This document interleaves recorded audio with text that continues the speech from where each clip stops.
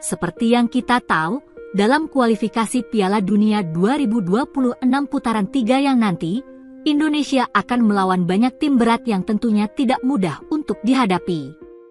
Di mana kita harus beradu nasib dengan para langganan timnas internasional level Piala Dunia, seperti Australia, Arab Saudi, Cina, Bahrain, dan Jepang.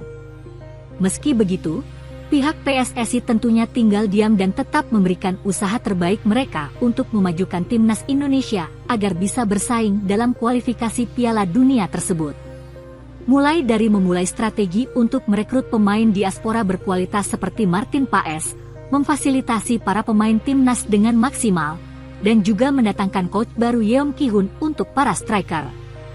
Jepang merespon perkembangan timnas Indonesia. Walaupun Indonesia secara level memang paling lemah di antara timnas lainnya di grup C, namun ternyata beberapa perkembangan yang dilakukan Indonesia telah menarik perhatian para tim tersebut. Salah satunya adalah timnas Jepang, di mana mereka merasa bahwa timnas Indonesia tidak sepenuhnya di atas kertas bisa dianggap sebagai tim paling lemah di dalam grup C. Di mana menurut salah satu pemain timnas Jepang yakni Ritsu Dowan, Indonesia memiliki potensi yang tinggi untuk lolos babak kualifikasi. Ini tentunya menunjukkan bahwa pemain dari klub S Freiburg ini benar-benar memahami potensi yang bisa dihasilkan timnas Indonesia yang sekarang. Ada kemungkinan Indonesia lolos dari babak penyisihan grup ini, tetapi menurut saya ini bukan waktunya melihat terlalu jauh ke depan, ujar Ritsu Dowan yang dilansir dari Soccer King. Semua orang bicara mengenai segala kemungkinan, tetapi belum ada yang bisa dipastikan, lanjutnya. Di sisi lain, Wataru Endo yang merupakan kapten dari timnas negara Sakura tersebut juga mengatakan bahwa ia tidak akan setengah-setengah untuk menghadapi Indonesia di grup C nanti, di mana sama seperti Ritsu Dowan sebelumnya, di mana ia juga menilai bahwa Indonesia memiliki peluang untuk lolos babak grup nanti. Kami kalah di sana, Piala Asia, karena level tim-tim Asia telah meningkat. Saya yakin orang akan bertanya, bisakah kami memenangkan babak kualifikasi ini? Tapi, satu-satunya cara untuk membalikannya adalah dengan hasil. Tidak ada perubahan dalam diri kami sebagai tim yang ingin menang di Piala Dunia, ungkap kapten tersebut yang dilansir dari Gekisaka JP. Komentar Vietnam. Seperti yang kita tahu, Vietnam memang baru-baru ini terlihat sangat geram setelah melihat timnas Indonesia yang semakin hari, semakin berkembang. Mendengar hal ini tentunya mereka tidak hanya tinggal diam dan kembali menjulit terkait timnas Indonesia. Di mana komentar yang sering kita dengar tentunya adalah rasa protes mereka terhadap pemain naturalisasi yang seperti sangat diandalkan oleh Indonesia. Komentar ini juga sempat didengar oleh PSSI, dan mereka menjawab bahwa bagaimanapun itu, pemain naturalisasi tersebut tetap dianggap sebagai bagian keluarga yang dekat bagi Indonesia. Ya, mau bagaimana? Indonesia ada di mana-mana bos, ungkap Arya Sinulinga. Timnas Jepang menganggap serius timnas Indonesia dalam grup C putaran ketiga kualifikasi Piala Dunia 2026 zona Asia. Tim berjulukan Samurai Biru itu pantang meremehkan tim Garuda. Selain Jepang dan timnas Indonesia, grup C putaran ketiga kualifikasi Piala Dunia 2026 diisi timnas Australia, timnas Arab Saudi, timnas Bahrain, dan timnas Cina. Jepang akan lebih dulu menantang tuan rumah timnas Indonesia pada 14 November 2024, sebelum gantian menjamu skuad Garuda pada 10 Juni 2025 dalam grup C putaran ketiga kualifikasi Piala Dunia 2026. Kesan pertama kami adalah bahwa kami masuk ke dalam grup yang sangat sulit dan menantang, ujar Direktur Timnas Federasi Sepak Bola Jepang, JEFA, Masakuni Yamamoto. Timnas Indonesia harus mengakui keunggulan Jepang dengan skor 1-3 pada laga pamungkas grup D Piala Asia 2024 yang berlangsung di Al-Thumama Stadium, Doha, Qatar, Rabu, 24 Januari 2024. Ketiga gol Jepang dicetak lewat brace Ayase Ueda pada menit ke-6 melalui eksekusi penalti dan menit ke-52 serta gol bunuh diri Justin Hubner pada menit ke-88. Sementara satu-satunya gol timnas Garuda dicetak oleh Sandy Walsh pada menit ke-91. Jepang sempat berhadapan dengan timnas Indonesia pada awal tahun ini.